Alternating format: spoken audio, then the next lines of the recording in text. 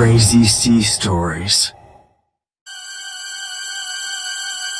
The boxes.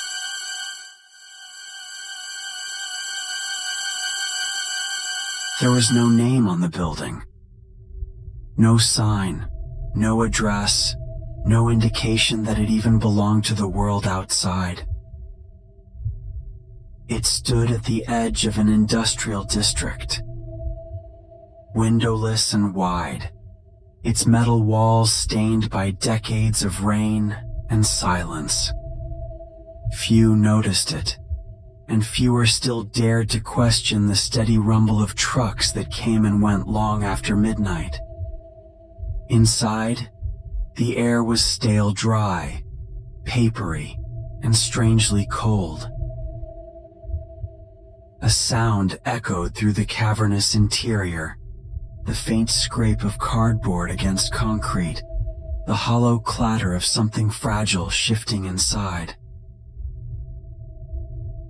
Row upon row of boxes lined the space, not stacked in neat warehouses order, but arranged like mausoleums' tight squares of brown corrugated walls, each one holding something within. And if you listened closely, if you pressed your ear against the seams, you could hear faint movement, a rattle, a whisper, a scrape of bone against cardboard.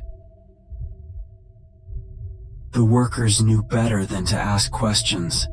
Their job was simple: unload the trucks, check the manifests, place the boxes in their designated slots. No one opened them. No one peeked inside. Not after Theone opened them. No one peeked inside. Not after the first time. Not after they saw what waited inside those cardboard coffins. Skeletons. Not models, not mannequins, not plastic Halloween props, but real bones, perfectly articulated, sitting upright inside their boxes like merchandise waiting for purchase.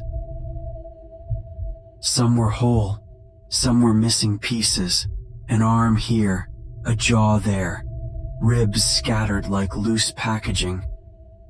Yet all of them shared the same unbearable detail. Their skulls tilted upward as if mid-scream, empty sockets angled toward the box flaps above, like they were waiting for someone to open the lid and let them breathe again. But no one ever did. No one knew where they came from. The deliveries arrived without explanation, without origin. Some whispered about graveyards emptied under government contracts. Others about secret wars fought in places never spoken aloud. There were rumors of factories that processed the dead the way others processed cattle. Cleaning, bleaching, boxing, and shipping them to this unmarked warehouse. And then there were the darker rumors that they weren't dead at all when they were packed inside. The new hire, Elias, didn't believe the stories. He was young, desperate, the kind of man who'd take any job if it paid enough to cover rent and whiskey. On his first night, he followed the foreman into the warehouse, coughing against the stale air. He laughed at the silence, at the endless cardboard maze, at the ridiculous suggestion that bones could move on their own. It wasn't until his third shift that he noticed. The boxes weren't always where he left them. Sometimes, a lid would be pushed open just a fraction, a pale skull peeking through the gap before slipping back into darkness.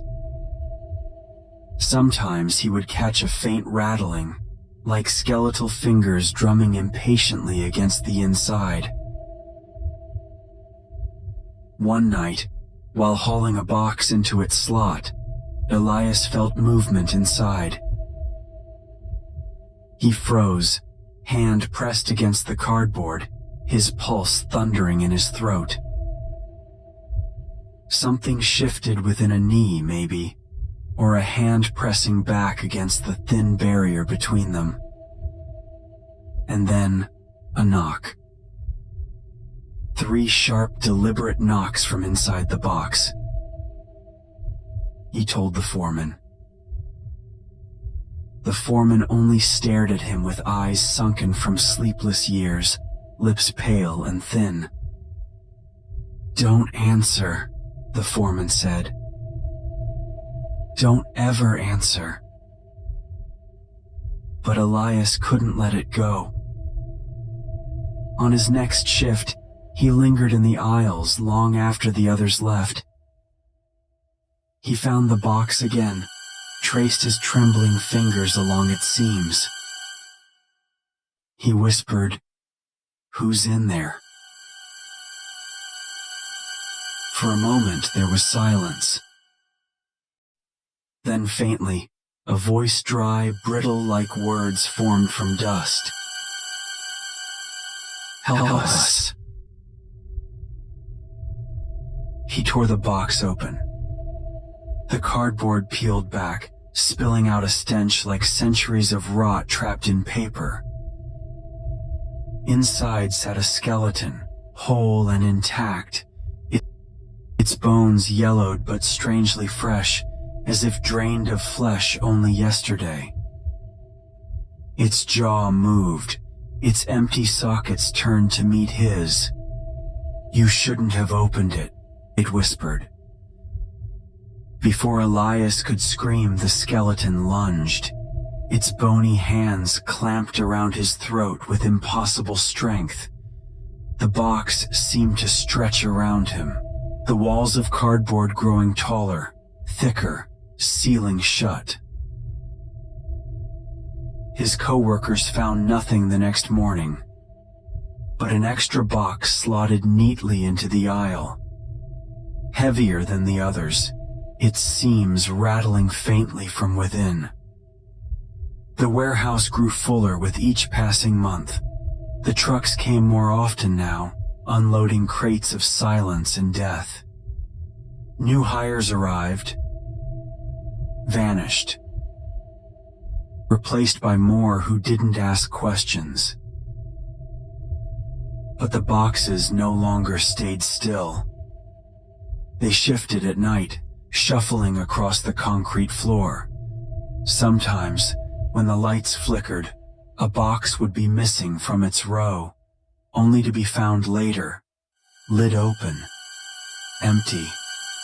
The skeletons were learning to climb out, learning to walk, learning to find those who had once ignored their muffled cries. One winter night, a storm knocked the power out. The warehouse plunged into blackness. The workers fumbled with flashlights, their beams slicing through the endless cardboard labyrinth. That's when the sound began. Not the faint rattles they'd grown accustomed to, not the occasional knock, but hundreds of boxes, tearing open at once. The sound of cardboard shredding, of bones clattering onto concrete, of skulls cracking against the floor as they rose. The flashlight beams shook as the workers caught glimpses of them skeletons dragging themselves free, standing upright, their jaws grinding open as if in silent laughter. The first scream echoed down the aisle. The second followed. And then the warehouse filled with the symphony of breaking bones and tearing flesh as the workers were dragged, limb by limb, into the waiting boxes. By dawn, the building was silent again. The storm had passed. The lights hummed back to life, revealing row after row of neat sealed boxes. But now there were more of them. Many more. And if you listened closely, you could hear fresh rattling inside new voices. Desperate. Begging. Pounding against the cardboard walls that would never open again. The trucks arrived on schedule. They loaded the new boxes, sealed and silent, onto the waiting trailers. No one questioned where they were being sent. No one asked what city, what town, what neighborhood would receive them. The boxes always find a home. A basement, an attic, a forgotten storage unit at the edge of town. And when the time comes, when the lights go out, the flaps will open, and they will crawl free. Not one of them ever escapes the warehouse. They simply move it piece by piece, box by box, until every place becomes the warehouse. And sooner or later, you'll hear it too.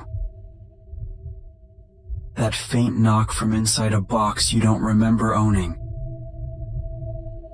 3 sharp, deliberate taps. And when you lean close, when you whisper back, you'll hear the voice waiting on the other side.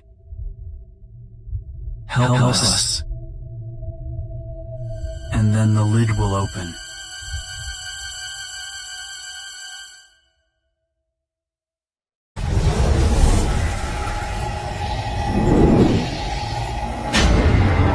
Crazy Sea Stories.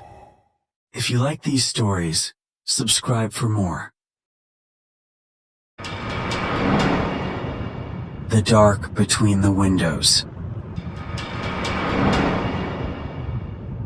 I was already exhausted when I turned onto the narrow road leading out of town. The streetlights were dead. Every house hunched under the same sick yellow glow leaking from the car's headlights. The frame, the reflection in the left mirror, the strange blur in the glass, was the first sign. But I didn't understand it then. I only felt the road tightening, squeezing around the car, like the night was pushing in from all sides. Wind clawed at the windows even though the air was dead still. The forest on both sides stood motionless, every branch stiff like it was waiting. I wasn't alone on that road, even though I should have been. At first it looked like a smear on the rear window, a shadow, soft, round, almost like a head pressed against the glass. I wiped the mirror with my sleeve. The shape didn't move. I slowed down. The headlights stretched long across the cracked asphalt. For a moment, I thought I saw someone standing between the trees. Too tall. Too thin. Too still. The shape in the mirror pulsed. Not a reflection, not a trick of light. Something inside the car. A cold pressure filled the back seat, like someone inhaling deeply right behind me. I didn't turn around. I just kept driving. Jaw locked so hard I tasted metal. Static erupted from the radio, loud enough to rattle the windshield. The screen flickered violently, showing lines of text that didn't belong to any station I knew. Are you watching the road or the one in the mirror? I slammed the power button. Nothing. I yanked the entire unit out of the dashboard.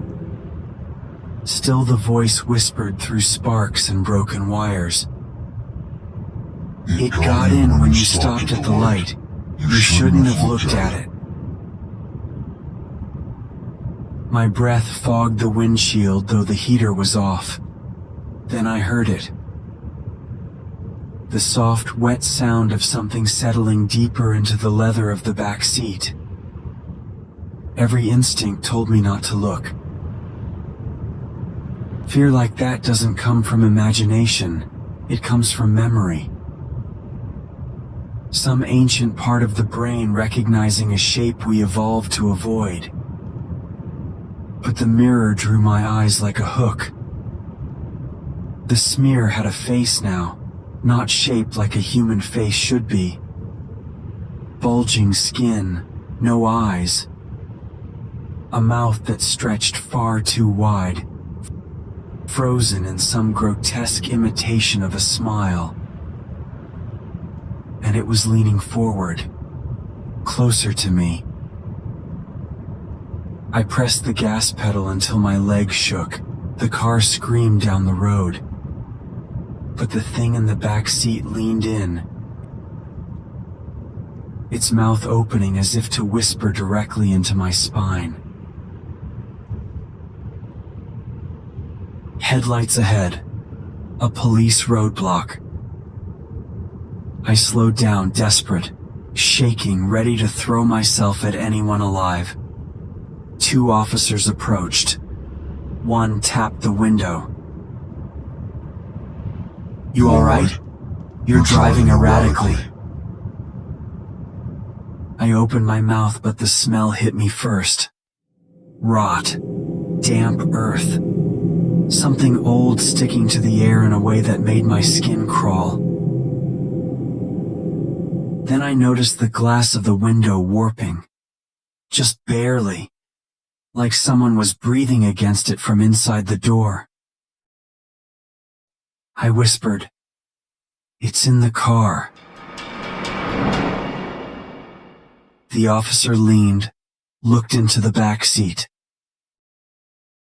And he froze. He didn't move again. Not even when blood began running from his ear. The second officer bolted into the forest without a sound.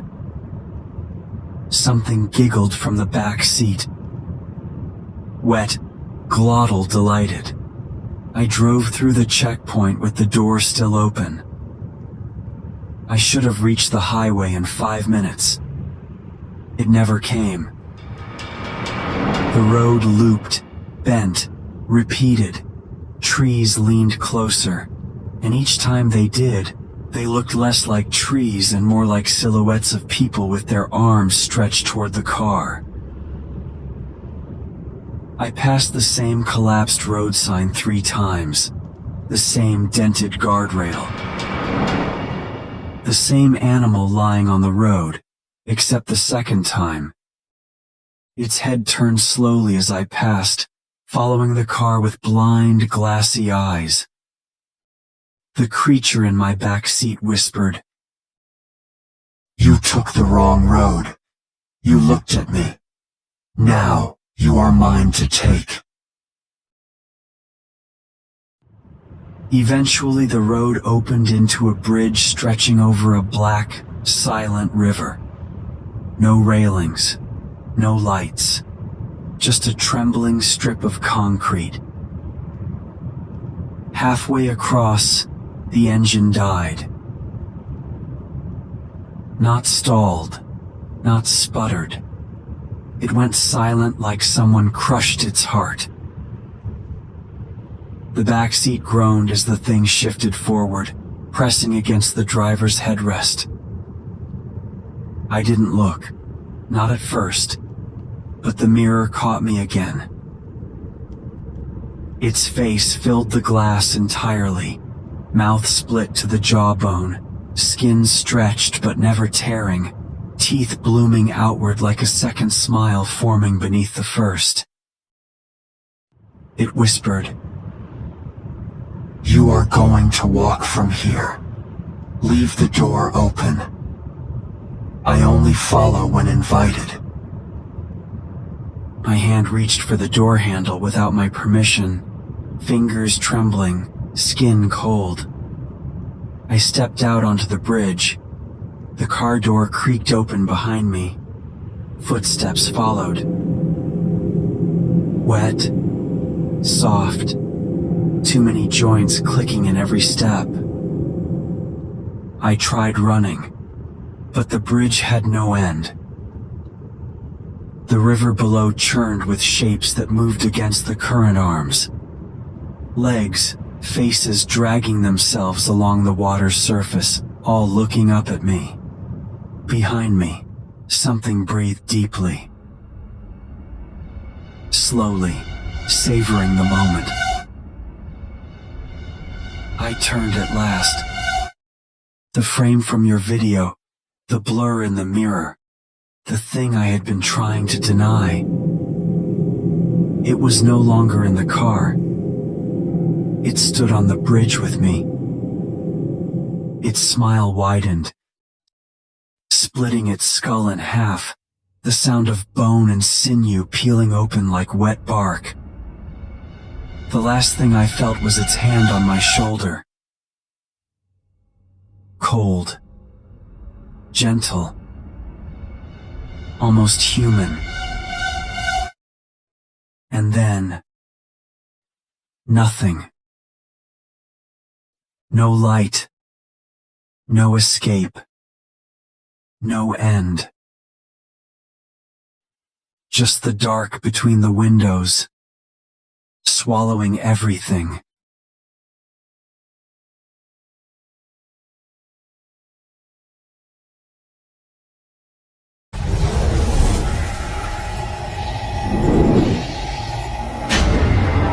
Crazy Sea Stories. If you like these stories, subscribe for more.